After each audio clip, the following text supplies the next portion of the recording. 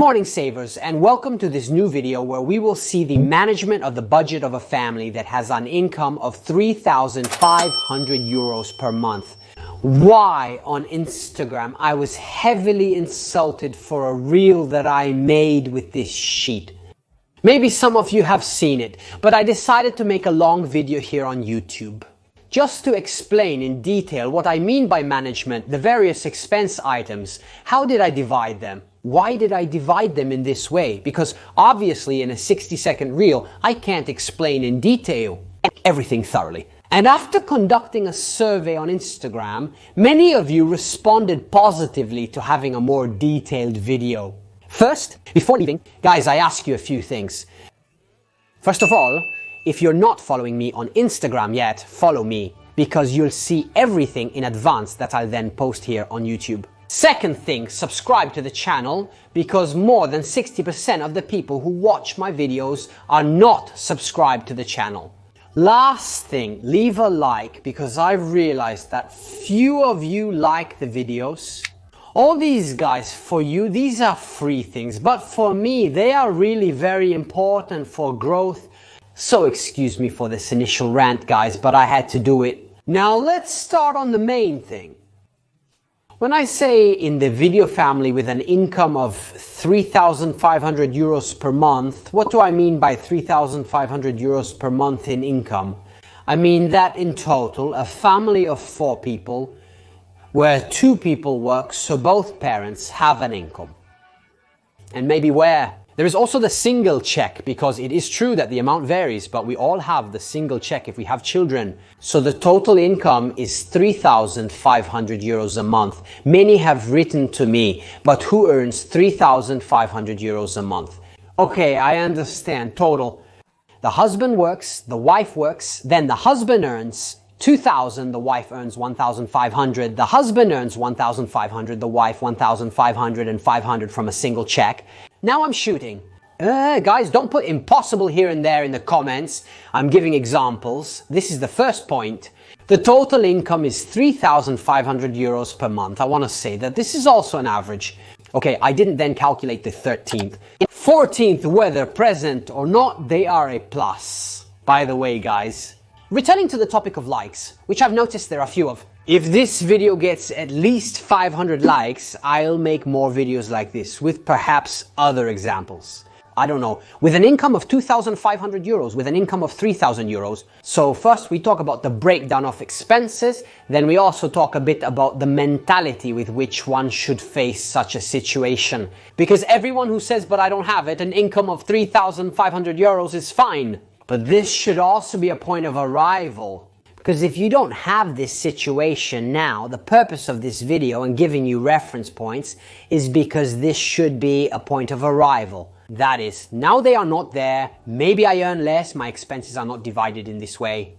But this is a point of arrival to get to a situation which I think is an ideal situation. Now let's briefly talk, however, about the formula with which I pulled out the numbers you see on this sheet. I also made a reel about this. I had talked about it in another video, but I want to reiterate it. Because indeed, I think this is the right formula to be able to manage money in the correct way. This naturally based on my perspective. So 60% necessities, where should we put the mortgage, rent, expenses, bills, clothes and health? So everything we desperately need to live, to survive, to exist in the world. What we truly cannot do without. Now others put the formula at 50%, which in reality should be so, because needs should not exceed 50%. But I made this formula based also on today's situation. A situation that is actually difficult. And staying within 50% with needs is not always easy. If you can do it, so much the better. 10% savings, you know very well. At least 10% of our income should be allocated to savings. For contingencies, okay, to create what I call the contingency fund, which, you know, well, should cover from 3 to 6 months of expenses. This is for everything that is. My washing machine breaks, my refrigerator breaks, I have to get braces. I don't know, my children, everything that comes unexpectedly that I can't foresee. I'm going to pay for it with the emergency fund. If I don't have it yet, I have to create it. So every month I put aside 10% to reach the amount. Small parenthesis, Fabio Mascione. But investments are missing in this formula. Is that true? Why?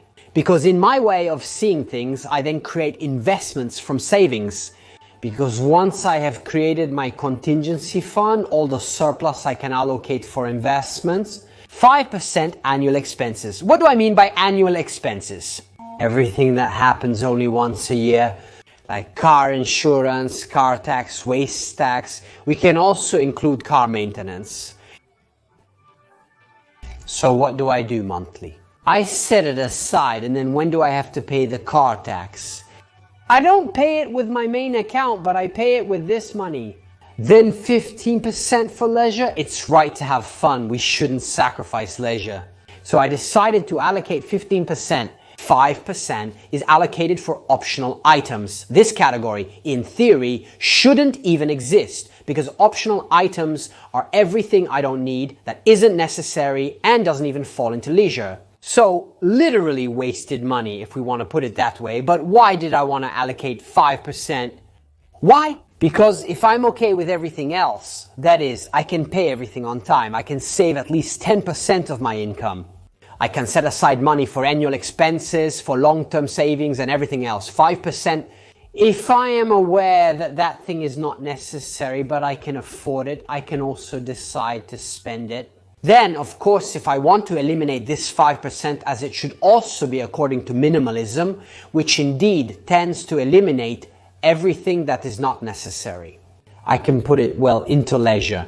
In the annual expenses, in the savings, and therefore go to save 15%, sure, I can decide to allocate it in another macro category. Last long-term savings, 5%. What are long-term savings? All those expenses that are not unforeseen, but that I can plan, for example, changing the car. Changing the car is something that I can plan because we know more or less how long a car lasts. I can set aside this money to then go and pay cash for the car, or maybe I don't know the renovation of the house if I have to do some work at home. We know that when we buy a house, we have to do some work, whether it's the fixtures, whether it's the floor, whether it's the bathroom, whether it's other things. The house needs maintenance to maintain its value, to maintain its efficiency, so to live decently. This is also a desired situation here. To do what? To avoid installments, because with installments I end up paying interest. Later with the budget we will make some more concrete examples. But the point, guys, is that if I am now forced to make installments, I should go and create point B, that is the destination point. That is a situation where I don't need to make installments for the car, for furniture, for other things. Okay, there's the mortgage, because for goodness sake, not everyone can buy a house in cash. That's another story. We should start from when we are 16, 17, 18 years old to save in order to be able to buy the house in cash. But I know that's not the situation of many people, but certainly avoiding financing is possible. Obviously, this is a situation that I have to create over time. It's not from one day to the next. I apply this formula, but I have to create it over time. Maybe a journey that lasts, I don't know, 1, 2, 3 years, depending on the situation. Here, this is another very important parenthesis that I want to make, because I have been heavily criticized precisely on this reel and heavily insulted. But it's obvious, it's logical that each situation is unique. Someone tells me no, but I pay much more in bills, spend more, and pay much more on my mortgage. Okay, it's normal that everyone has their own situation, but as I was saying earlier, if your situation is different, it's very unbalanced. This is intended to be a reference point to create a more optimal situation, a situation, as I was saying at the beginning, where I can think about my present, so also leisure and everything else, but also about my future, to have some money for tomorrow. So if we take our secret formula for managing money, 60% is allocated to necessities. Out of 3,500 euros, 2,100 euros are what I have roughly divided like this, 700 euros. As for the mortgage or rent installment, I know that in this situation, those who have taken out a variable rate mortgage have seen their installment increase a lot. And obviously this amount seems like an impossible figure to me. But there are two things to say. One, if your income is fixed, your mortgage should also be fixed, because you can't afford fluctuations. How has it been at this historical moment? Which was an exceptional thing, because it was the first time in history that there were such sudden and quick increases. However, this should make us understand that unfortunately these things happen. So, guys, avoid the variable rate. That is, it costs less. Okay, it costs less, but then in total it really costs less. So much better the fixed rate. Then of course everyone does what they want. 600 euros for expenses here too, everyone told me, but is it okay? For the expenses. For a family, at least 1,000 euros are needed, at least 1,200, at least 800.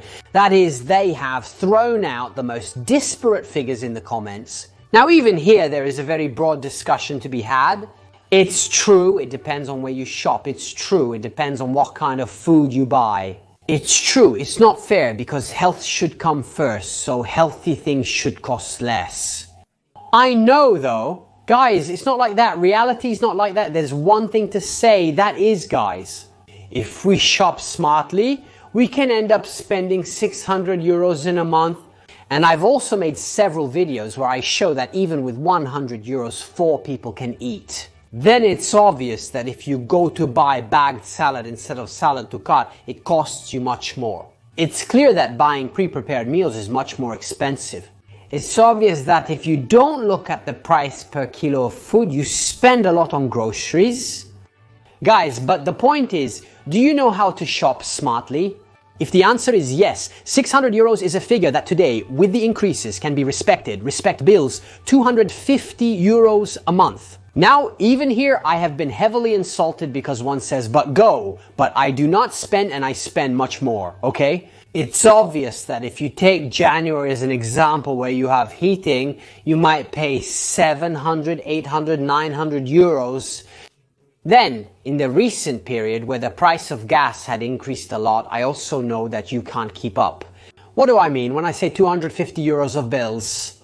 I make a monthly average, that is, multiply 250 by 12, which makes 3,000, and 3,000 is the annual figure that you pay for the bills. Obviously, indeed, if you go to make the total and divide it by 12, you should be on this figure. Then I spend much more. Okay, but what are you doing to contain expenses? The problem is often mentality. I spend more but don't take action, not even to reduce my consumption. Today, there are a lot of things we can do to reduce gas consumption. It's obvious that if you want to walk around the house in t-shirts in winter, want to have 77 degrees, you pay a lot. But if you can't afford this, you need to find solutions, and there are solutions. What's the problem? It's the mentality of I have a problem, but I don't do anything to solve it. And I hope that by complaining things will change, or I hope that someone will save me. I mean, guys, but each of us has the responsibility for our own life, and each of us must take responsibility for our own life. I mean, if you wait for someone to solve the problem for you, hello guys, as they say in Campacavallo, the grass grows. I mean, this is a deeply wrong mentality. I should have a proactive mindset, a mindset where I react to a problem to find a solution. If I don't like something, I change it. I try to understand how I can solve the problem. I don't just sit there and limit myself to complaining. I mean, this thing is really a deeply wrong attitude for my way of seeing things. And here indeed we return to the discussion. My situation is not that of the management example. Okay, what can I do to achieve this type of money management instead? Here is definitely a different attitude, an attitude that is aimed at finding a solution, not focused on the problem. Because if I continue to think only about the problem, but do nothing to solve it, my situation will always be the same. That is, guys, don't hope that politicians will solve your situation, because this will never happen. It's your responsibility to solve the problem. I know the salaries are low, the situation is tough. Everything you want, however, I have to do what I can to solve the problem. What is within my possibilities, I have to try to do my best. Then we have 250 euros for transportation. So here too it depends. I gave an indicative figure. Then it's obvious that if one works 62 miles away and the other works 31 miles from home, you spend a lot more. For transportation it's fine, but if you can't afford it, you can also consider changing jobs and finding a job closer to home or doing something to spend less on fuel. I don't know, a hybrid car rather than other solutions. These solutions exist also because now I don't want to get into the car discussion. But sometimes there are people who maybe work close to home, work 8 hours, so I don't know. You take the car for a quarter of an hour to go to work, leave the car idle for 8 hours, take it again, use it for a quarter of an hour. Then maybe you don't go out because you come home, eat, go to bed, and so you have used the car 30 minutes over the course of a day.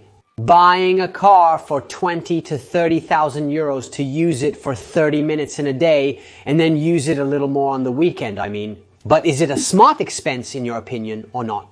I don't want to get into it now. Maybe I'll make a dedicated video about this later. As for clothes, I put 100 euros a month. That is 100 euros for 12 for 4 people. So I'm a bit extreme. I'm minimalist in the sense that I only have a couple of pairs of shoes. One for winter, one for summer, just 3 pairs of winter pants, 3 pairs of summer pants, that's it. I mean, there's no need to have a closet full of clothes that you don't wear. But what's the point, really? But we also need to realize what we're doing, because sometimes, yeah, we buy things just because they're on sale, just because there are discounts. But do you really need it? I mean, if you can afford it, that's one thing, because we've seen that I put aside 175 euros a month for optional things, but if you can't afford it, you don't save any money. Wasting money on clothes is very wrong. Health, 200 euros a month. Even here it's true. Every situation is unique. Obviously, everyone has their own needs, their own situation. Every situation is different. This is a standard situation. But if we look at it, maybe even the dentist, okay, if I don't have big things to do and I have to do the cleaning checks, 2 checks a year, 2 cleanings a year, that is good or bad. I'm in. Then I have a bit of pharmacy, a bit of visits, roughly I'm in.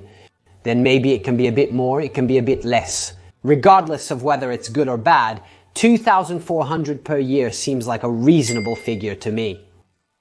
Then 350 euros or 10% must be allocated to savings for unforeseen expenses. This is the most important expenditure item right after necessities. Why? Because we know very well that unforeseen events happen. We don't know what unforeseen events will come our way, but we know that unforeseen events can occur. So with this amount, we are going to create a nest egg that will be our parachute to not find ourselves unprepared when the unexpected comes. And this is often the problem with many families. That is, there is no habit of saving. Everything is spent. I know very well that expenses are high for charity than each situation on its own. I've already made a premise about this. But we really need to get to the point where we can save at least 10%. If we can then save more than 10%, so much the better, because we can also think about our future. Pension fund, investments, I mean, there's a whole series of things we can do. Obviously, this is a goal. Then we have 525 euros allocated for leisure.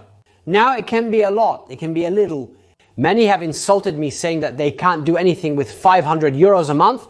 Let's make a small parenthesis, a small premise. Here we can also include sports. If we have 2 children who play sports, I don't know. Then no, every situation is different, obviously. But I don't know for my son. I paid 200 euros for soccer, the annual subscription, then okay, there it is. The clothing, there are other things. Let's say it takes 500 euros a year for one child, 500 for the other, so that's 1,000 euros a year for the kids' sports. If we allocate 525 euros a month for 12 months, that's 6,300 euros a year. Subtract 1,000 for the kids' sports, it's 5,300 euros. Divided by 12, we have 440 euros for family leisure, so just over 100 euros a week. For some it may seem little, but it's normal. If you want to go out to eat every week, on Saturday, Sunday, get takeout, have an aperitif, go shopping, I also know that you can't do anything with 100 euros a week. Another important thing to say, that is, many people necessarily associate leisure with spending. But guys, there are a lot of things we can do for fun while spending little, even spending nothing.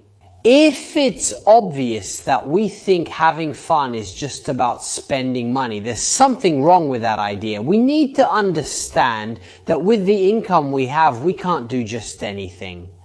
But it's also worth noting that in this budget, we have allocated 175 euros for optional items. So these, if we want, we can add to the monthly precisely for leisure. As a result, we have 700 euros a month to have fun, guys. I think that's a sufficient amount. Then we have 175 euros a month for long-term savings. As I explained at the beginning, long-term savings are for everything I can plan. If we take an example, 175 euros a month for a year is 2,100 euros. If I multiply it by 5 years, it's about 10,000 euros. 10,000 euros, for example, in my view, is an adequate amount to buy a car. Because if you buy it used, well maintained, not with many miles, and make a smart choice, 10,000 euros can get you a decent car that, if you want, will last 8 to 10 years, okay? The difference between these and making installments is that if you go to buy a car for 10,000 euros with financing, you pay more. You don't pay 10,000 euros, but you pay 12, 13. It depends on the interest rate. So it's better to set them aside first and buy cash and save those 2,000-3,000 euros or take out a loan. Definitely the first, then obviously, as I said at the beginning, it's a situation that we have to create, but it can be something realistic. So 5 years. Okay, I buy the car and let's say this car lasts me 10 years. The other 5 years I always set aside this money. And 10,000 euros. 10,000 euros, for example, on average, are an amount with which I can, I don't know, redo a bathroom or redo the fixtures. I would say yes. So if we go about creating a situation like this, we can really keep up with everything a bit. In my opinion, indeed, this is the ideal situation, and nowadays this should be the situation that we all should achieve. Because earning less means making compromises. However, as I told you, if this video gets at least 500 likes, I will also give examples with different incomes. Then, as for the house, if maybe one has bigger expenses and all that, as I said, once you have created the emergency fund, which covers from 3 to 6 months of expenses, everything that is extra, you can invest it or allocate it for your goals. If you encounter unforeseen events, you must replenish your emergency fund, but major unexpected incidents don't occur frequently. Then it's also true that there are periods where unfortunately things chain together and maybe we have unforeseen events in a short span of time. But we also know that life is made of highs and lows, so it can't always go wrong, just as it can always go right. Well, that's why it's important to have proper money management, because when things go wrong, we know we have our little nest egg there to protect us. Alright guys, so that was all for this video of this new format. Take care. Let me know in the comments if you like it. Leave a like to let me know you enjoy it, and I will bring more content like this. Besides the budget analysis, which, you know, is another format that I carry forward here on the channel. However, guys, I need to understand if you like something or not through likes, through channel subscriptions, through comments. So guys, please interact, because together we can make these videos reach many people and therefore help them understand how important money management is. With that said, guys, as usual, we'll see you around.